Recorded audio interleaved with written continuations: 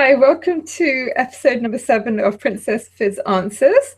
Now, this is a really good question coming from Sandra Hamilton from UK, and she's asked on the ihaveadreamshow.com website that how do I deal with procrastination?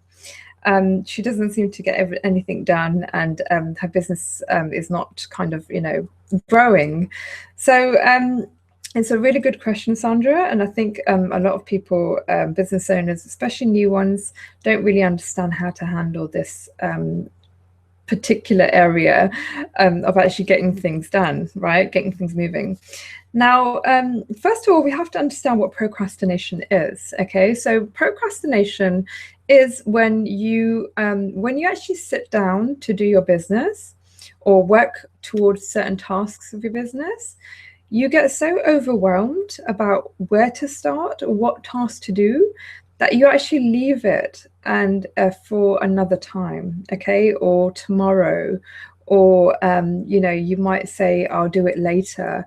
These are the type of things that you would classify as procrastination. Also, having things ready before you start. So I need that perfect pen to start writing, or I need the perfect camera to start recording, or I need to know what I'm 100% saying when I actually record an audio, or or if I record a video, or how to, if you were to write content, for instance, I need to have the grammar completely perfect before I actually post the blog post or something. That's just a few scenarios. And I can understand that people want to be perfect, and they want to, because they are, I think what it is, they are afraid that people might perceive them as not good enough. It comes to that. It really does. If you actually go deep into it, it actually is about you feeling that you're not good enough to actually provide content, valuable content. And I have to tell you, that's a lie. It's a complete lie. It's not about having things perfect, or if you don't have a professional setting, that your videos aren't going to be important, or going to be perceived as something that's valuable. I have to tell you, it's all about what you say on your videos, what kind of value you give through your message. That's the most important thing. And if you have got experiences to share on video, for example, if you're doing video marketing, if you have got something valuable to share, people will listen to that. People would listen to what your message is. They're not bothered about how glamorous your setting is. If you look at, when I started my the I Have a Dream show, when I started the interviews of bringing guests onto my show, all I did was, I didn't worry. If you look at my very first video, I didn't even know how to say my name right. I was so nervous. And my background was my kitchen. I just had a table, I had my laptop. My background, you can see, is a kitchen. Slowly I developed that. I put a whiteboard up, and I put a bed sheet, a nice colored bed sheet on that, so it looked like one color behind me. And then slowly I advanced to putting a banner behind me. But that didn't stop me, because my message was important. If I wanted to talk about certain aspects, like the power of women in business, the message was important behind that, to do the research on that, see what the challenges are in the industry, and actually provide solutions through my content. And that's what I focused on. I did not care. And another thing, when you are a creator, okay, you have to eliminate yourself from the equation. The moment you feel it's about you interrupt the pattern, okay? You interrupt the flow of natural creation, the natural message that has to come out. Because if you get yourself in the way, then you stop the message coming out. It's always about the viewers and the listeners. It's always about your audience. What are they going to learn from you? You have to eliminate the self appearance and the image and everything away from the equation, because it's not about you. It's about giving people the right information that they need. So even as writers, I'll give you an example. When people actually write a book, when they're actually writing, they don't plan it or anything like that. They don't worry about what they're going to even say in the day. They just write. They just end up writing. The best authors have not concentrated on how they will look to the market. They've actually just focused completely on delivering the message, and I think removing yourself from the actual process brings out the real value in it. The real value of your message coming out. So I hope that helps in that respect. So just remove yourself from the equation, remove yourself from the delivery of your content. It's not about you. Okay. Secondly, to help procrastination, I would say that you need to really organize yourself. First of all, really be clear on what is it that you actually want to do, because when you're not clear, you're going to get dragged from this side, that side, new information coming out all the time. And you won't say no to exposing yourself to information. Okay.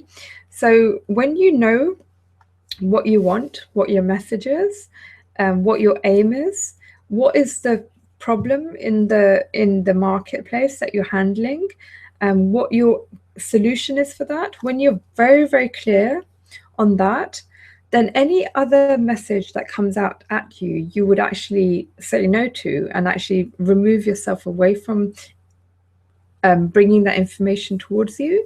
So, you can actually be in more control of what you're exposed to that way. You would only go towards the information that will help you build up solutions to handle the challenge and the frustrations of the market that you're dealing with. I hope that makes sense to you. So if it's something like, if you're teaching about Facebook marketing, if you're clear that some people that are struggling with generating leads from Facebook advertising, then you're not going to look into Twitter. You're not going to look into LinkedIn, even though the next massive product is out or the next training is out in LinkedIn or Twitter. You're not going to explore that. You're going to say, no, that's got nothing to do with what I want to do. And you're going to explore more updated trainings and information that will be about Facebook marketing, or it'll be about the changes that Facebook's making. And that's the type of information that you need to be bringing into yourself, and that will actually empower you to keep on delivering in that. And the procrastination will actually eliminate, because then you'll feel that you're actually giving a lot of value into the market, right? And once you start enjoying the process of that, that actually helps procrastination as well. When you actually start making a difference in your marketplace through your content, and people start commenting and liking your work, then that actually eliminates procrastination. It gives you that kind of drive and energy to overcome procrastination. So it's very important to start the action of your work. Start putting content out so you can actually measure what's working and what's not. Now, if you keep on thinking about perfecting things, you'll never get anything out, and then you'll get lost very, very quickly. When you don't get feedback, or someone saying to you that it's helping them with your work, and their work's improved their business, then you're going to keep on holding off improving yourself as well, and then you're going to be diverted to another another area that you want to concentrate on, or another area. So I think it's very, very important to understand what it is that you want first. Okay. So secondly is organize your time. Now, it's very important to, when you actually sit down and work on your business, you have to be working. You have to be doing some activity that's actually going to deliver content. You can't just be working out stuff. You can't, if you've got like 2 hours in a day and you're working out what to say rather than saying it, then that is going to lead to procrastination as well. You'll never be ready to actually produce content, so that's very important. When you actually do sit down, do something with it, make sure that you're producing content in that time and you're taking action, like say for instance, if you've recently learned about Facebook advertising, then in the hour that you've got, you have to be placing ads and testing images and testing headlines, and you have to be actually doing the work that you learn in that hour, in that way, so it looks like you're actually doing something, otherwise that will lead to frustration, that you're learning too much and you're not actually getting any results.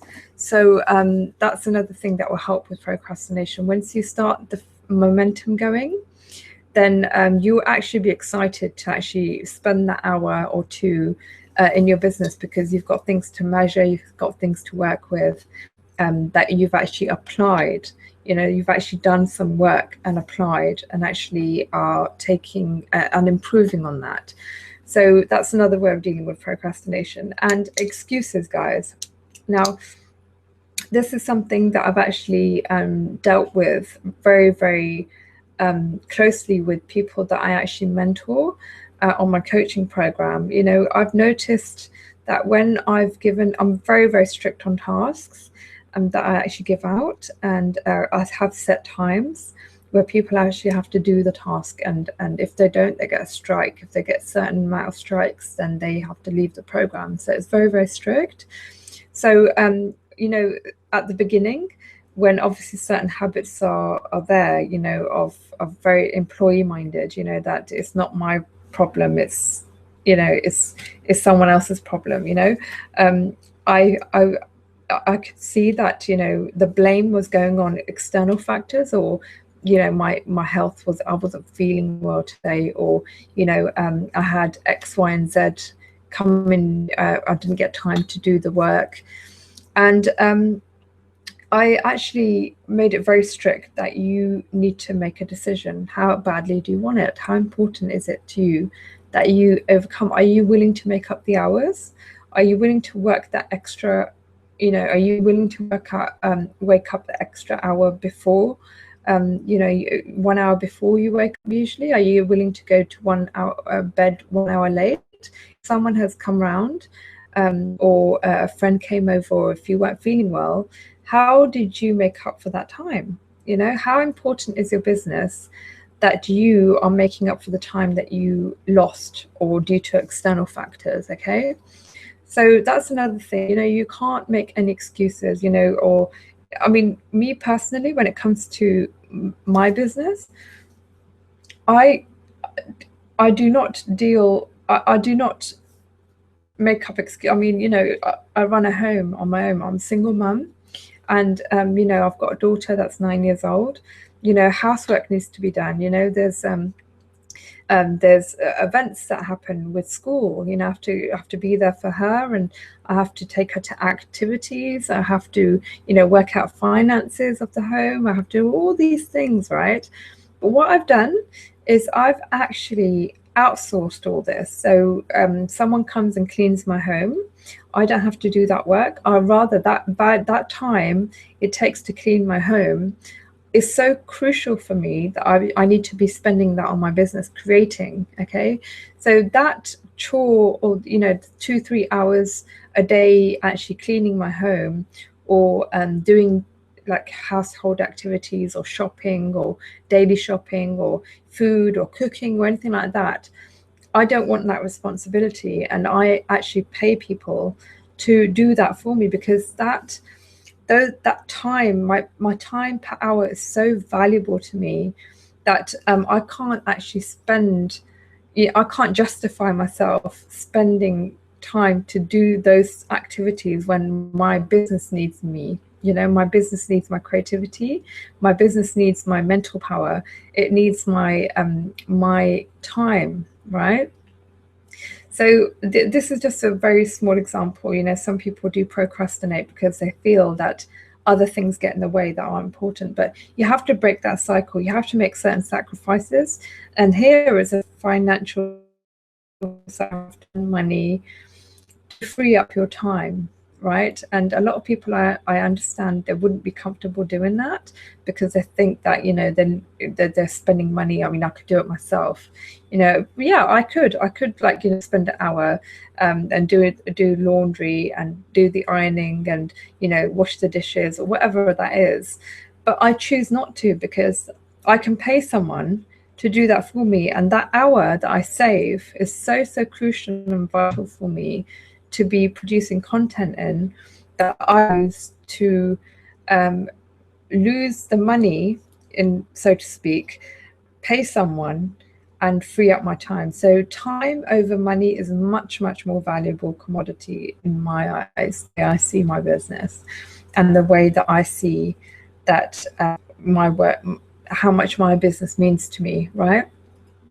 That's another thing, you know, try and allocate as much time that takes you away from your business and pay other people to do it. Okay, this comes to my video marketing as well. I'll give you an example. You know, a lot of business owners would probably just say, look, you know, I'll do my editing myself. You know, I'll just save like, you know, $50 per video, and I'll just do it myself. It will take me 3 hours, but it will save me $50. Right, I completely disagree with that. Those 3 hours, you know, how much you have to work out how much you're worth per hour. You know, those 3 hours I could be spending doing something much more effective for my business than spend editing videos. Okay, so I can leave that to someone that's a professional and that can actually do it for me and just send me the files over. So it's time over money, valuing time over money constantly, you know, always constantly. And because I saved myself 3 hours, I could do something that will produce much more bigger results for me in my business, that will bring that back so much more income, that will actually, you know, make up for the $50 like 20-fold, you know. So that's the way you have to think. It's all in the way you perceive your business, how you treat your business, how important is it to you, how important is your time to you. So I hope this helps. There's a couple of things that I've actually mentioned to deal with procrastination. First of all, really prioritizing their tasks, understanding what you're being very clear on what it is that you want to do. Secondly, making sure that you take action that's measurable. So start taking action, make sure that you feel like you're achieving something, that you're actually doing something and you're measuring it, so you can actually keep on improving on it. So whenever you do sit down to work on your business, you're actually doing things to improve your business, right? And thirdly, eliminating any type of distraction that will take you away from your business as an excuse. And understanding the value of time over money, really important as a business owner. So I hope that helps, and I'll see you on the next episode. Keep the questions coming in at princessfizzonline.com and ihaveadreamshow.com. Thank you very much. I'll see you at the next episode.